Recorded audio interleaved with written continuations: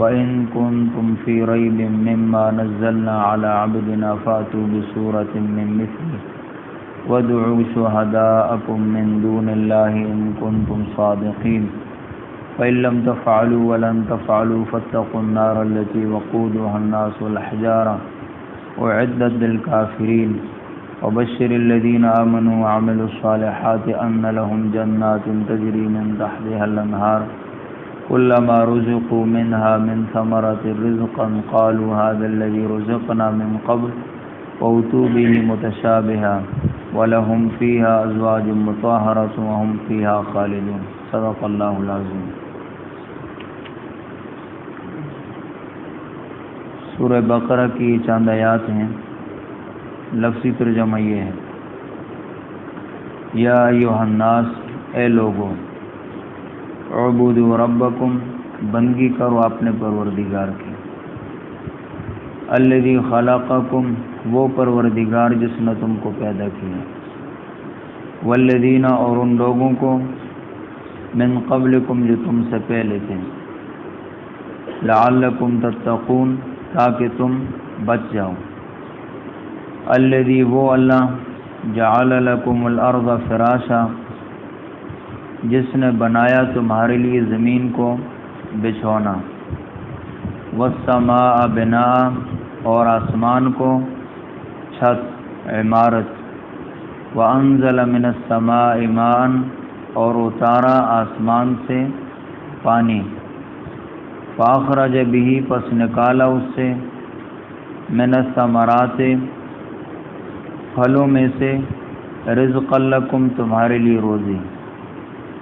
فلا تجعلوا للہ اندادا، پس نہ ٹھہراؤ کسی کو اللہ تعالی کے برابر، وانتم تعلمون، حالانکہ تم جانتے ہو، وَإِن كُنتُمْ فِي رَيْبٍ، اور اگر تم ہو شک میں، مما نزلنا، اس سے جو ہم نے اتارا، علی عبدنا، اپنے بندے پر، فاتو، تو لے آؤ، بسورۃ، ایک سورت، من مثلہ، اس جیسی، وادعوا شہداءکم، اور بلاؤ اپنے معبودوں کو، من دون اللہ، اللہ کے سوا، ان کنتم صادقین، اگر تم سچے ہو، فإن لم تفعلوا، اگر تم ایسا نہ کر سکو، ولن تفعلوا، ہرگز نہ کر سکو گے، فاتقوا، تو بچو، ڈرو، النار التی، اس آگ سے، وقودھا، جس کا ایندھن لوگ ہوں گے اور پتھر ہوں گے، اعدت، تیار کی گئی ہے، للکافرین، کافروں کے لیے، وبشر الذین آمنوا، اور اے پیغمبر صلی اللہ علیہ وسلم بشارت دے دو ان کو جو ایمان لائے، وعملوا الصالحات، اور انہوں نے نیک عمل کیے، ان لہم، کہ بے شک ان کے لیے، جنات، جنتیں ہیں، تجری، بہتی ہیں، من تحتہا، ان کے نیچے، الانہار، نہریں، کلما رزقوا منہا، جب بھی انہیں دیا جائے گا اس سے، من ثمرۃ، کوئی میوہ، رزقا، کھانے کے لیے، قالوا، تو وہ کہیں گے، ھذا الذی، یہ وہی ہے، رزقنا، جو ہمیں دیا گیا، من قبل، اس سے پہلے، وَأُتُوا بِهِ مُتَشَابِهًا، اور انہیں وہ پھل ایک دوسرے سے ملتے ہوئے دیے جائیں گے، وَلَهُمْ فِيهَا، اور ان کے لیے اس جنت میں، مطہرۃ، ازواج، بیویاں ہوں گی، مطہرۃ، پاکیزہ، وَهُمْ فِيهَا خالدون، اور وہ اس میں ہمیشہ رہیں گے۔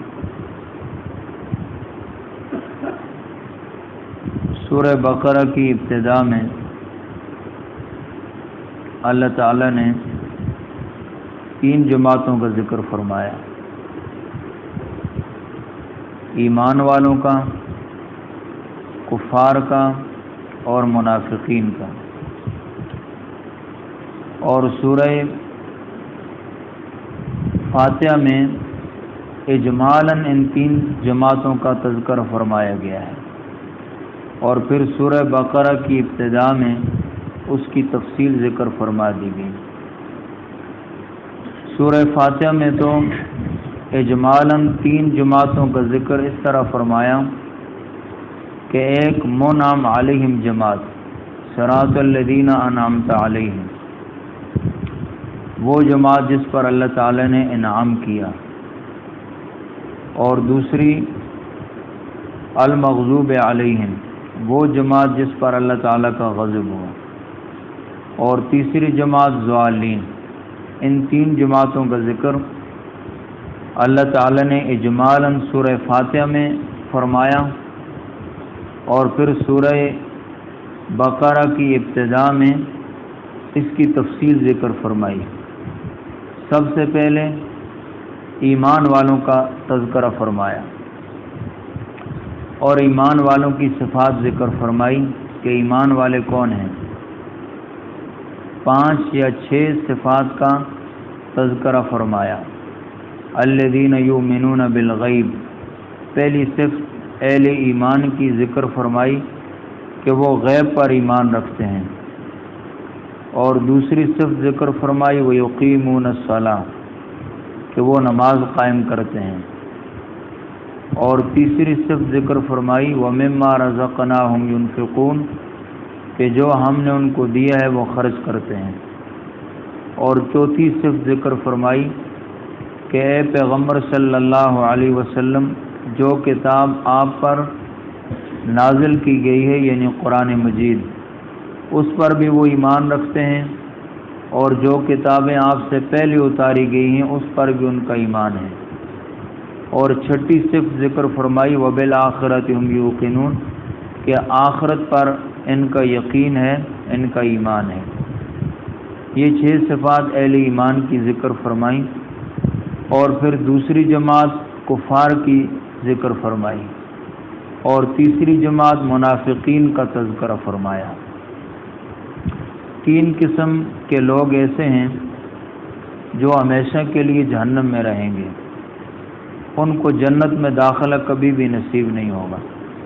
ایک تو کفار ہیں، اور دوسرے منافقین ہیں، اور تیسرے مشرکین ہیں۔ یہ 3 قسم کے لوگ ایسے ہیں جو ہمیشہ کے لیے جہنم میں رہیں گے، کبھی بھی ان کو جنت میں داخلہ نصیب نہیں ہوگا، اور ان میں تھوڑا بہت فرق ہے۔ کافر تو وہ ہے جو ظاہراً اور باطناً منکر ہو، ظاہراً بھی انکار کرے اور باطناً بھی انکار کرے، اللہ تعالیٰ کا، اللہ کے پیغمبروں کا، آخرت کا، اللہ تعالیٰ نے جو کتابیں نازل فرمائی ہیں ان کتابوں کا۔ اور منافق اس کو کہتے ہیں کہ جو ظاہراً تو اقرار کرے لیکن باطناً انکار کرے، اس کو منافق کہتے ہیں۔ اور پھر منافق کی 2 قسمیں ہیں، ایک تو منافق اعتقادی ہے۔ منافق اعتقادی تو وہ ہے کہ جو ظاہراً اقرار کرتا ہے اور باطناً انکار کرتا ہے، اس کو منافق اعتقادی کہا جاتا ہے، یہ حقیقت میں کافر ہی ہوتا ہے۔ اور دوسرا منافق وہ ہے جس کو منافق عملی کہتے ہیں، نفاق عملی، یعنی ہے تو ظاہراً بھی اقرار کرتا ہے اور باطناً بھی اقرار کرتا ہے، مسلمان ہے، مومن ہے، لیکن ساتھ گناہ وغیرہ کرتا ہے، تو اس کو منافق عملی کہتے ہیں۔ یہ ہمیشہ کے لیے جہنم میں نہیں جائے گا، بلکہ گناہوں کی وجہ سے سزا بھگتنے کے لیے جہنم میں اس کو داخل کیا جائے گا، اور جب گناہوں کی سزا بھگت لے گا تو پھر اللہ تعالیٰ اس کو جہنم سے نکال کر جنت میں داخلہ نصیب فرما دیں گے۔ اور تیسرا گروہ، تیسری جماعت مشرکین کی ہے۔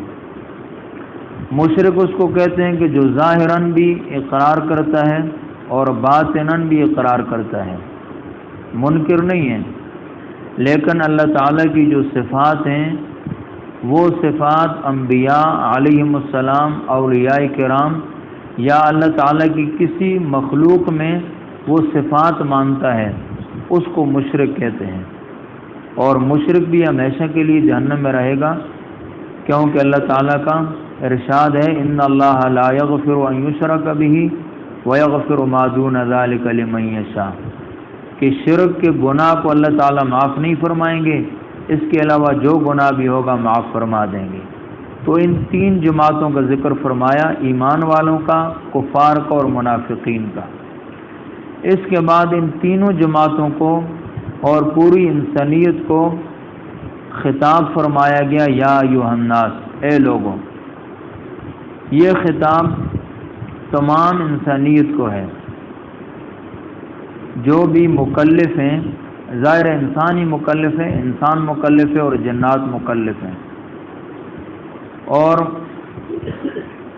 خواہ وہ اس خطاب کے وقت موجود ہوں یا بعد میں موجود ہونے والے ہوں، کیونکہ رسول اللہ صلی اللہ علیہ وسلم کی شریعت مطہرہ عہد رسالت میں موجود لوگوں کو اور ان سب لوگوں کو جو قیامت تک آنے والے ہیں ان کو شامل ہے۔ پیغمبر صلی اللہ علیہ وسلم کی شریعت وہ پوری انسانیت کے لیے ہے، قیامت تک جو بھی آئیں گے سب کے لیے ہے۔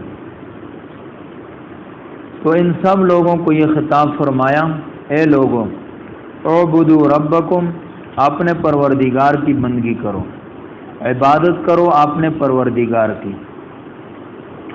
اس عنوان کے اختیار کرنے کی وجہ یہ ہے کہ پرورش عبادت کا باعث اور سبب ہے۔ ربکم، یہ صفت اللہ تعالیٰ نے ذکر فرمائی کہ بندگی کرو اپنے پروردگار کی، کہ دیکھو وہ تمہارا پروردگار ہے، تمہارا محسن ہے، تمہارا مربی ہے، اور محسن اور مربی کا شکر ادا کرنا ضروری ہے۔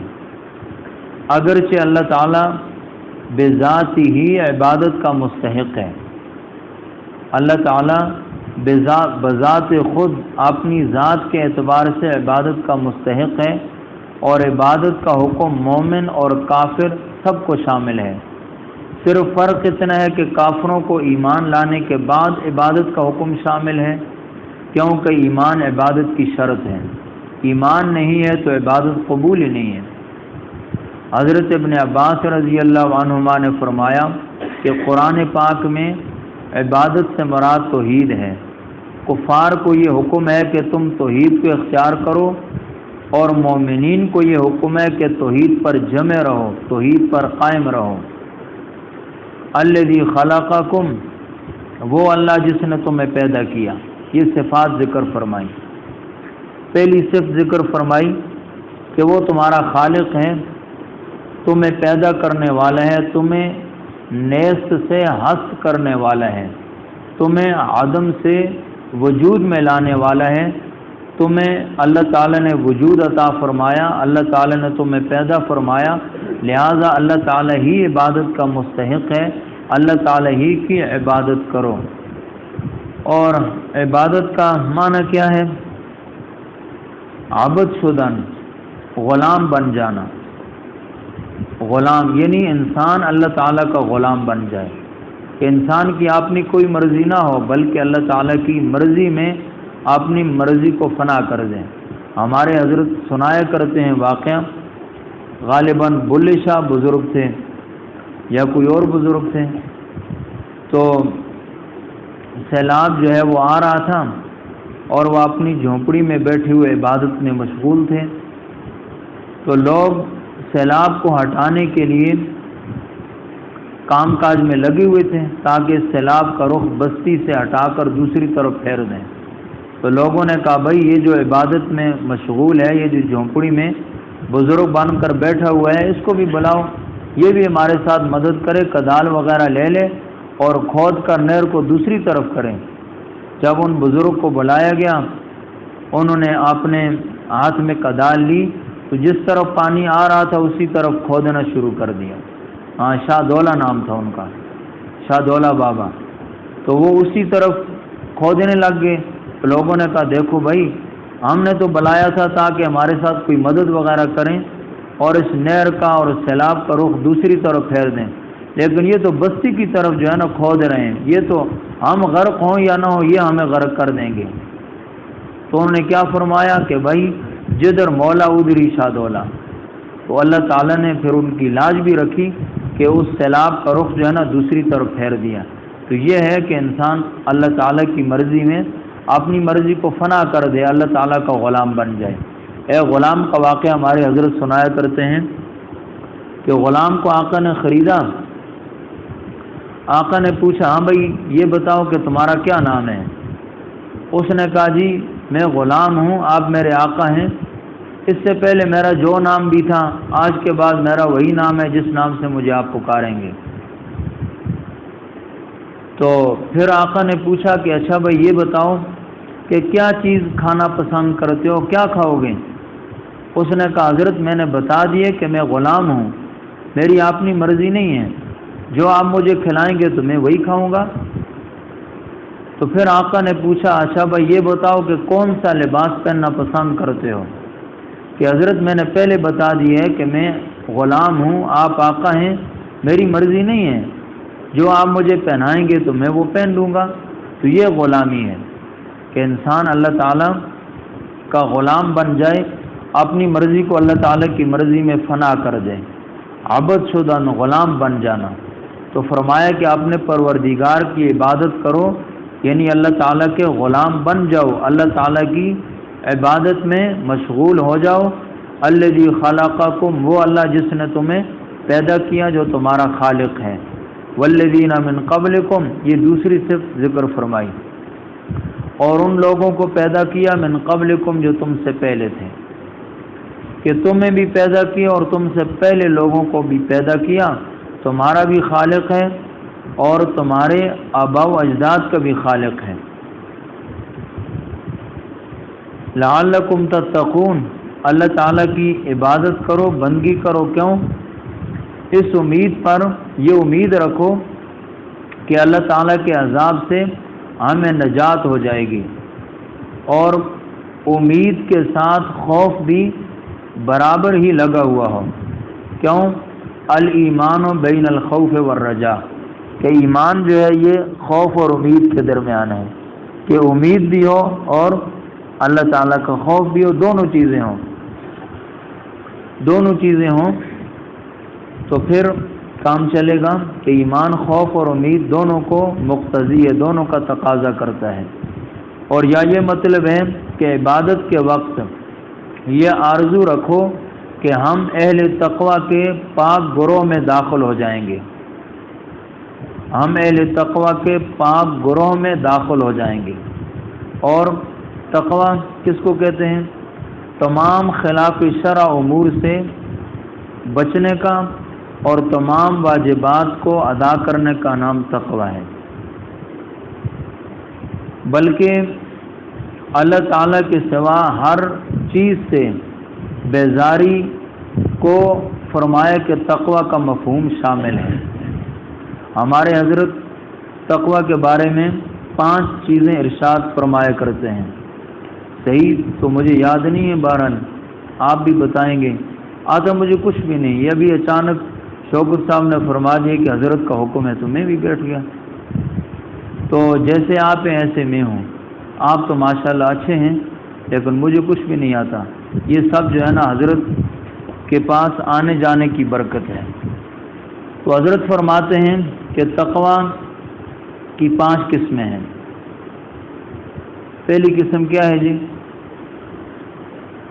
منہیات سے اپنے آپ کو بچانا، جو خلاف شرع کام ہیں ان سے اپنے آپ کو بچانا، یعنی گناہوں سے اجتناب کرنا۔ اور دوسری قسم کیا ہے؟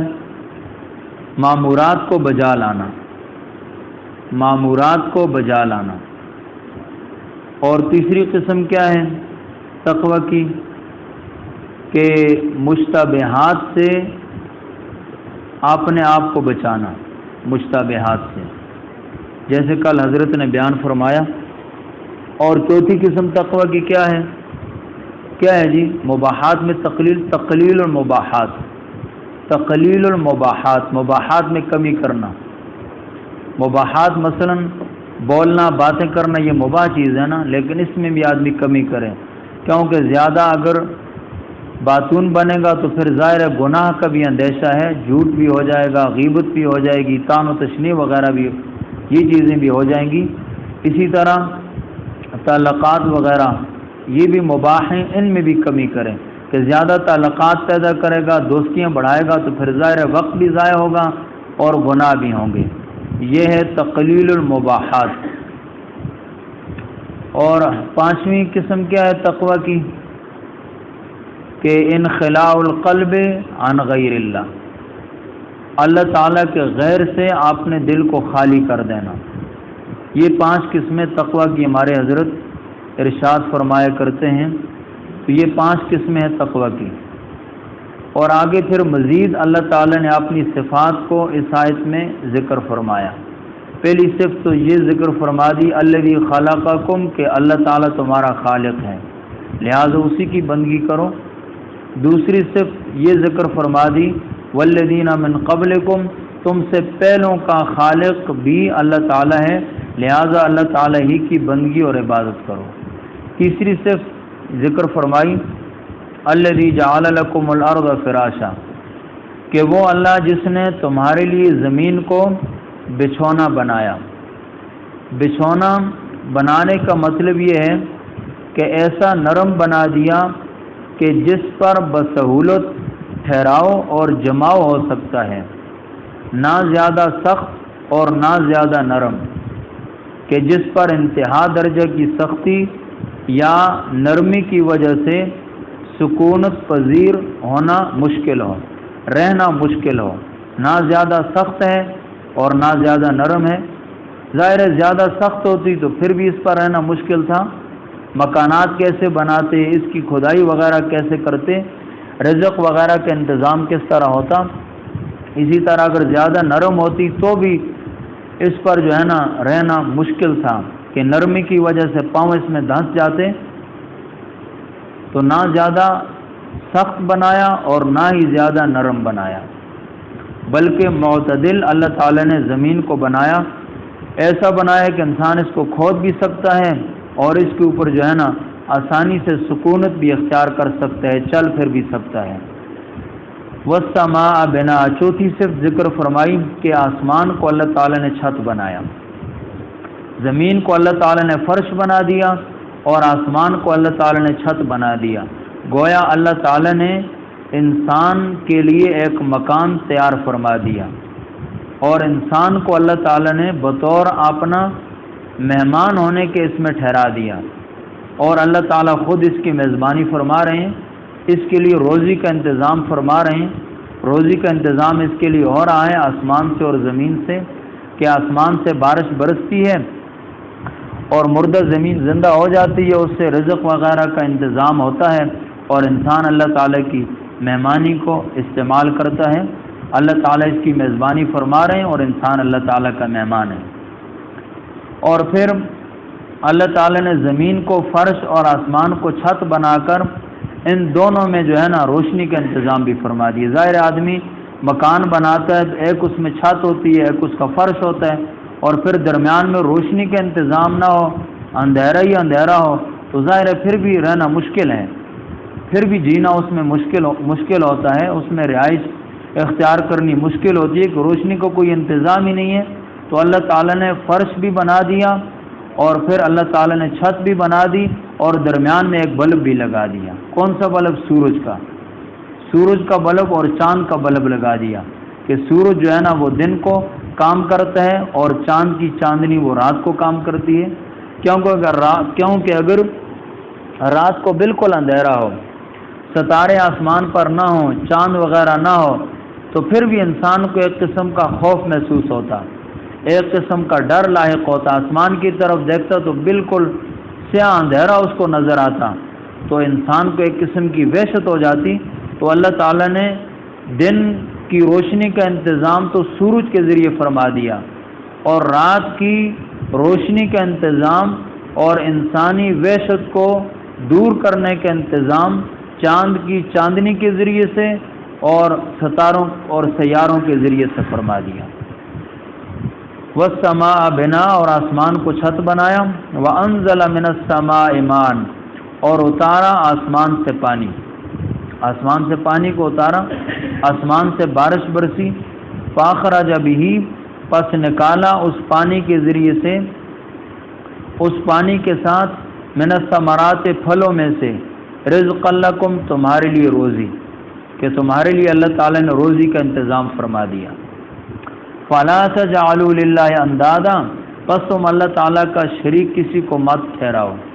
یہ تمام دلائل کا اور تمام صفات کا نتیجہ ذکر فرما دیا کہ دیکھو وانتم تعلمون، تم جانتے ہو کہ یہ سب کام کرنے والی اللہ تعالیٰ کی ذات ہے۔ تمہارا خالق اللہ تعالیٰ ہے، تم سے پہلوں کا تمہارے آباء و اجداد کا خالق اللہ تعالیٰ ہے، اور زمین اور آسمان کا خالق اللہ تعالیٰ ہے۔ زمین کو بچھونا بنانے والی اللہ تعالیٰ کی ذات ہے، آسمان کو چھت بنانے والی اللہ تعالیٰ کی ذات ہے، اور پھر آسمان سے بارش کو برسا کر مردہ زمین کو زندہ فرما کر اس سے روزی کا انتظام فرمانے والی اللہ تعالیٰ کی ذات ہے۔ جب ان ساری باتوں کو تم جانتے ہو تو فلا تجعلوا للہ اندادا، اللہ تعالیٰ کا شریک کسی کو مت ٹھہراؤ۔ یہ توحید کا بیان فرما دیا۔ اور قرآن پاک میں جہاں توحید کا بیان فرمایا جاتا ہے وہاں رسالت کا بیان بھی کیا جاتا ہے، اس لیے آگے رسالت کو بیان فرمایا۔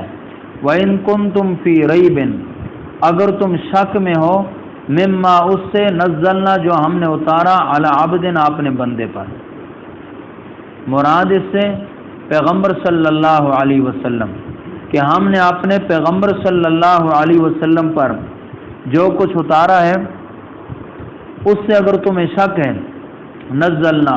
نزلنا کا مطلب یہ کہ ہم نے تھوڑا تھوڑا حسب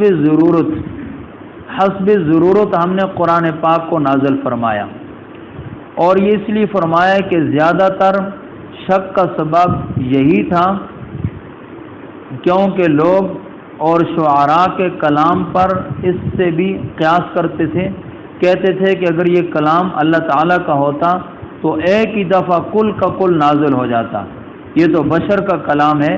جیسے اور شاعر آہستہ آہستہ اپنے اشعار کو بناتے ہیں کہ دیکھو یہ پیغمبر صلی اللہ علیہ وسلم تھوڑا تھوڑا قرآن مجید ہمیں سنا رہے ہیں، تو معلوم یہ ہوتا ہے کہ یہ خود بنا کر لا رہے ہیں۔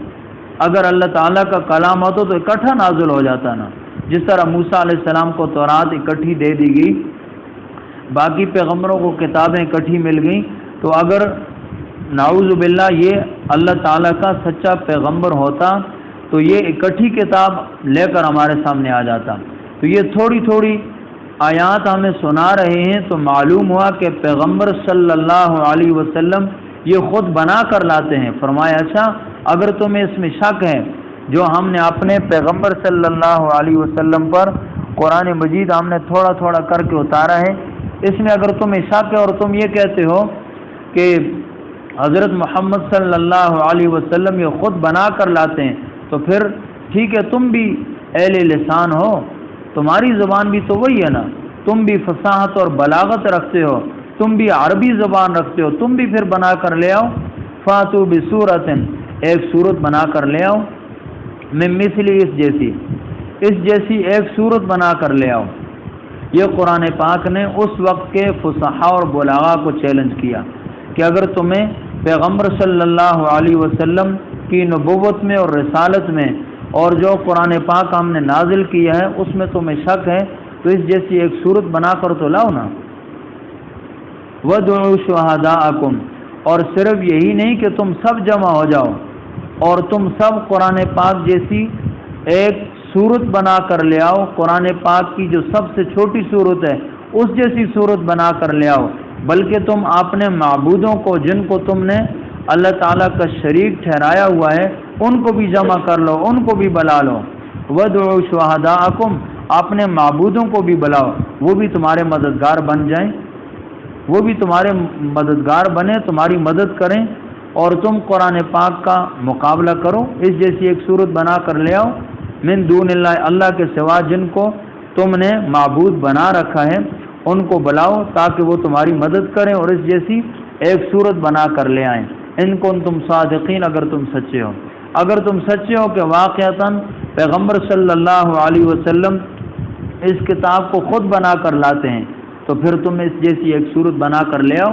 فَإِن لَّمْ تَفْعَلُوا، اگر تم ایسا نہ کر سکو، اگر قرآن کا مثل نہ بنا سکو، ولن تفعلوا ہرگز نہیں بنا سکو گے، فَإِن لَمْ تَفْعَلُوا اگر قرآن کا مثل نہ بنا سکے زمانہ ماضی میں، وَلَن تَفْعَلُوا ہرگز نہیں بنا سکو گے زمانہ مستقبل میں، ماضی میں بھی نہیں بنا سکے اور مستقبل میں بھی نہیں بنا سکو گے، کبھی بھی اس جیسی کتاب تم نہیں بنا سکو گے، اس قرآن پاک جیسی ایک صورت بھی بنا کر نہیں لا سکو گے، تو پھر اے کفار، اے مشرکین، فاتقوا بچو، ڈرو، النار التی اس آگ سے، وقودها الناس والحجارہ جس کا ایندھن لوگ ہوں گے اور پتھر ہوں گے، اعدت للکافرین وہ تیار کی گئی ہے کافروں کے لیے، کہ جہنم اصل میں کفار کے لیے بنی ہے، مسلمان کے لیے جہنم نہیں بنی، مسلمان اور مومن کے لیے اعدت للمتقین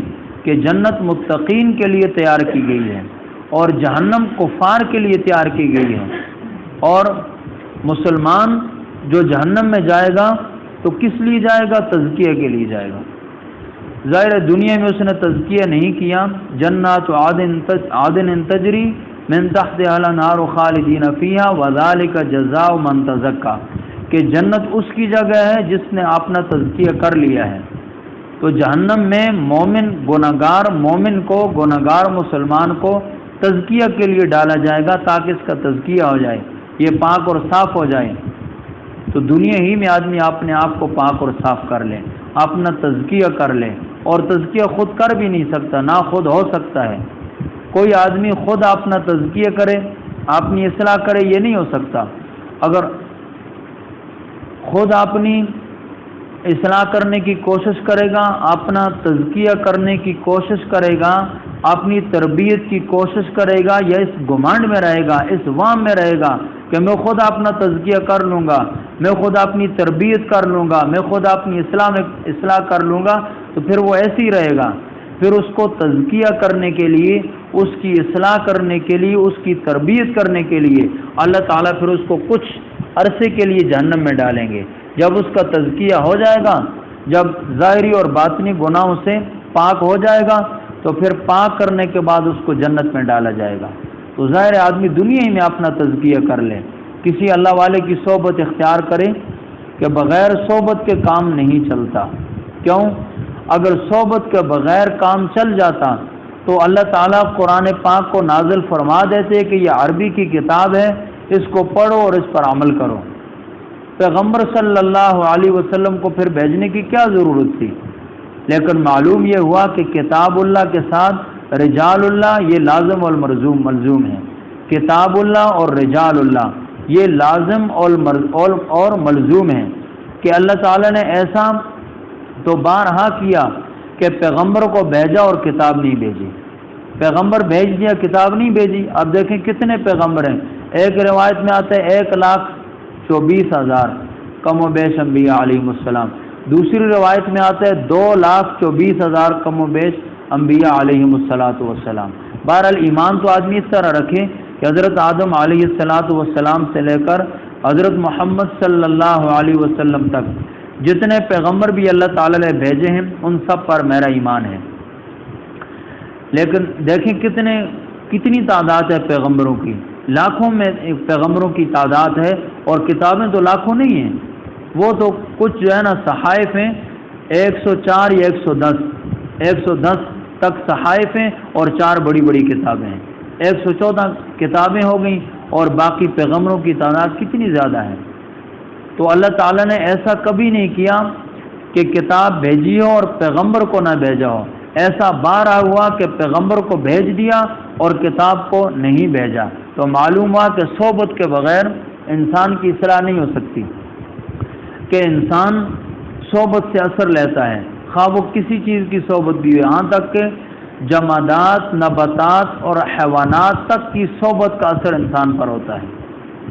جن دوستوں نے حج اور عمرہ وغیرہ کیا ہے وہ اس بات سے بخوبی واقف ہیں کہ اہل مکہ جو ہیں ان کی مزاج میں سختی ہے بنسبت اہل مدینہ کے۔ یہ ہم نے اپنے حضرت سے بھی سنا ہے بیان میں یا درس میں۔ تو اہل مکہ کی طبیعت میں سختی ہے، وجہ یہ ہے کہ وہ پہاڑوں کے درمیان رہتے ہیں، سخت زمین میں رہتے ہیں، اس وجہ سے اس سخت زمین کی صحبت کا ان پہاڑوں کا یہ اثر ہے کہ ان کے مزاج میں سختی ہے، اور جو اہل مدینہ ہیں ان کے مزاج میں نرمی ہے، کیونکہ وہ نرم زمین پر رہتے ہیں، سرسبز و شاداب زمین میں رہتے ہیں، تو اس زمین میں رہنے کا اور اس زمین کی معیت اور صحبت کا یہ اثر ہے کہ ان کے مزاج میں نرمی ہے۔ اور اسی طرح فرمایا کہ جو لوگ اونٹ وغیرہ پالتے ہیں یا گھوڑے وغیرہ پالتے ہیں ان میں تکبر اور غرور ہوتا ہے، یہ اونٹوں اور گھوڑوں کی صحبت میں رہنے کا اثر ہے کہ ان میں چونکہ تکبر ہوتا ہے، غرور ہوتا ہے، اس وجہ سے جو ان کے ساتھ رہتے ہیں، جو اونٹ گھوڑے وغیرہ پالتے ہیں، تو ان کے مزاج میں بھی غرور اور تکبر آ جاتا ہے۔ اور جو بکریاں پالنے والے لوگ ہوتے ہیں ان کے مزاج میں تواضع، انکساری اور عاجزی ہوتی ہے۔ وجہ یہ ہے کہ بکری یہ متواضع، منکسر المزاج اور عاجز قسم کا جانور ہے، اس کی صحبت میں رہنے کا یہ اثر ہے کہ انسان میں بھی یہ صفت آ جاتی ہے۔ تو جب انسان حیوانات کی صحبت کا اثر لیتا ہے، جمادات کی صحبت کا، نباتات کی صحبت کا اثر لیتا ہے، تو ایک انسان کی صحبت کا اثر کیسے نہیں لے گا؟ ضرور لے گا، اور یقیناً لے گا۔ اور جس کو بھی کمال ملا ہے وہ کسی اللہ والے کی صحبت سے ملا ہے۔ دیکھیں جو ہمارے 4 ائمہ ہیں، صحابہ کرام تو ظاہر ہے پیغمبر صلی اللہ علیہ وسلم کے صحبت یافتہ ہیں۔ صحابی اسی لیے کہتے ہیں کہ صحابی پیغمبر صلی اللہ علیہ وسلم کا صحبت یافتہ ہوتا ہے۔ اور ہمارے جو 4 ائمہ ہیں، ویسے تو بظاہر ہمیں یہ نظر آتا ہے کہ ظاہری علوم میں ان کو اللہ تعالیٰ نے بہت کمالات عطا فرمایا تھا اور ظاہری علوم ہی میں مشغول تھے، ایسی بات نہیں ہے۔ ان کو اللہ تعالیٰ نے ظاہری علوم بھی عطا فرمائے تھے اور ساتھ ہی باطنی علوم بھی عطا فرمائے تھے، اور انہوں نے صحبت کا اہتمام بھی کیا تھا۔ امام ابو حنیفہ رحمہ اللہ فرماتے ہیں کہ لولا السنتان لہلک النعمان، کہ اگر میں نے 2 سال امام جعفر صادق رحمہ اللہ کی صحبت میں نہ گزارے ہوتے تو میں ہلاک ہو جاتا۔ 2 سال تک ان کی صحبت میں رہے۔ اسی طرح امام مالک رحمہ اللہ، وہ بھی امام جعفر صادق رحمہ اللہ کی صحبت میں رہے، ان کے صحبت یافتہ تھے۔ تزکیۃ النفوس ایک کتاب ہے، چھوٹی سی کتاب ہے، اس میں یہ لکھا ہوا ہے۔ اور اسی طرح امام شافعی رحمہ اللہ کے شیخ کون تھے؟ محمد بن حسن شیبانی رحمۃ اللہ علیہ، ان کے شیخ تھے، ان کی صحبت میں جاتے تھے۔ اسی طرح امام احمد بن حنبل رحمہ اللہ کے شیخ کون تھے؟ حضرت بشر حافی رحمۃ اللہ علیہ، ان کی صحبت میں جاتے تھے۔ ان کے شاگردوں نے پوچھا کہ حضرت آپ اتنے بڑے امام ہیں، اتنے بڑے مجتہد فقیہ ہیں، آپ کو کیا ضرورت ہے آپ ایک صوفی کی صحبت میں جاتے ہیں؟ فرمایا کہ بھائی میں کتاب کا عالم ہوں، وہ اللہ کا عالم ہے، اور اللہ کا عالم کتاب کے عالم سے افضل ہے، اس لیے میں ان کی صحبت میں جاتا ہوں۔ تو اللہ تعالیٰ کی محبت و معرفت کی دولت، عشق و معرفت کی دولت، یہ اللہ والوں کی صحبت کے بغیر انسان کو حاصل نہیں ہوتی۔ حضرت لاہوری رحمۃ اللہ علیہ کیا فرماتے ہیں؟ فرماتے ہیں کہ اللہ والوں کی جوتیوں میں وہ موتی ہیں جو شاہوں کے تاج میں بھی نہیں ہیں، جو شاہوں کے تاج میں بھی نہیں ہیں۔ لیکن شرط کیا ہے کہ آدمی کسی کو اپنا شیخ بنا لے اور پھر ادب و احترام کا لحاظ بھی رکھے، عقیدت اور محبت بھی ہو، عقیدت اور محبت بھی ہو، اور پھر اعتراض بھی نہ ہو، اور پھر شیخ کی ڈانٹ ڈپٹ کے لیے بھی تیار رہے، بلکہ اس پر خوش ہونا چاہیے۔ شیخ جس مرید کی ڈانٹ ڈپٹ کرے تو اس مرید کو سمجھ لینا چاہیے کہ شیخ کی میری طرف جو ہے نا توجہ ہے، مجھ سے شیخ کو محبت ہے، شیخ کی میری طرف توجہ ہے، اس لیے مجھے ڈانٹ رہے ہیں، اس لیے جو ہے نا مجھے تنبیہ ہو رہی ہے۔ اور اگر شیخ کسی مرید کی ڈانٹ ڈپٹ نہ کریں تو اس کو پریشان ہونا چاہیے کہ وہ پتہ نہیں کیا وجہ ہے، شیخ کو مجھ سے محبت نہیں ہے، یا شیخ کی میری طرف توجہ نہیں ہے، یا مجھ میں کوئی جو ہے نا ایسا مجھ میں عیب ہے، ایسی مجھ میں غلطی ہے، میں کوئی ایسا بے ادب ہوں کہ میں جو ہے نا شیخ کی توجہ کو اپنی طرف مبذول نہیں کر سکا، شیخ کی محبت کو میں حاصل نہیں کر سکا، اس لیے مجھے شیخ ڈانٹتے نہیں ہیں، مجھے جو ہے نا تنبیہ نہیں فرماتے، مجھے ڈانٹ ڈپٹ نہیں کرتے۔ اس پر انسان کو خوش ہونا چاہیے۔ بلکہ میں تو یہ کہتا ہوں کہ شیخ جس مرید کو جوتیاں مارے نا تو اس مرید کے لیے وہ دن اور وہ وقت جو ہے نا وہ جنت ہے، وہ دن اور وہ وقت اس کے لیے جنت ہے جس وقت میں اور جس دن میں اس کو شیخ کی جوتیاں پڑی ہیں۔ اس کو تو انسان جو ہے نا اپنی سعادت سمجھے کہ یہ تو میرے لیے بہت بڑی سعادت ہے کہ مجھے میرے شیخ جو ہے نا ڈانٹ رہے ہیں، مجھے تنبیہ کر رہے ہیں، مجھے جو ہے نا جوتے مار رہے ہیں۔ اس کو انسان اپنے لیے بہت بڑی سعادت سمجھے۔ تو عقیدت اور محبت کے ساتھ اگر آدمی آئے اپنے شیخ کے پاس اور اعتراض کو لے کر نہ آئے اور اپنی انانیت کو مٹا کر آئے تو پھر اس کی اصلاح یقیناً ہو جائے گی۔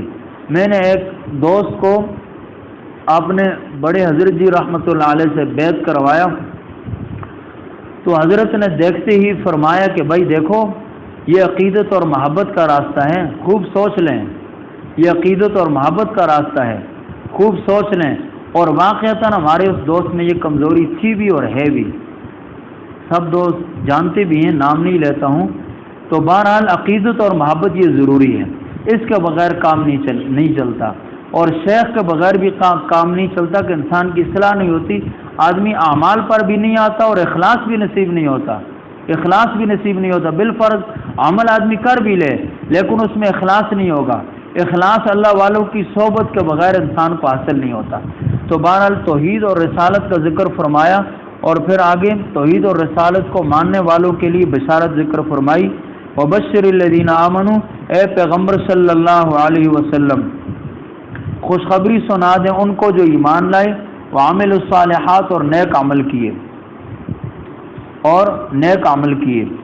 اعمال صالحہ ان عملوں کو کہتے ہیں جن کو شریعت نے اچھا کہا ہو، شریعت نے جن اعمال کو اچھا کہا ہے ان اعمال کو اعمال صالحہ کہتے ہیں۔ اور عمل صالح گناہوں سے بچنے کا اور فرائض و واجبات کو ادا کرنے کا نام ہے۔ عمل صالح فرائض کے اہتمام کا اور گناہوں سے اپنے آپ کو بچانے کا نام ہے۔ اور فرمایا کہ عمل صالح وہ ہے جس میں 4 چیزیں ہوں، علم، نیت، صبر، اخلاص۔ امیر المومنین حضرت عثمان بن عفان رضی اللہ عنہ نے عامل الصالحات پڑھ کر فرمایا کہ عمل صالح کے یہ معنی ہے کہ ریا سے خالی کر کے خالص لوجہ اللہ عمل کرے، خالص اللہ تعالیٰ کی رضا کے لیے عمل کرے، اس کو عمل صالح کہتے ہیں۔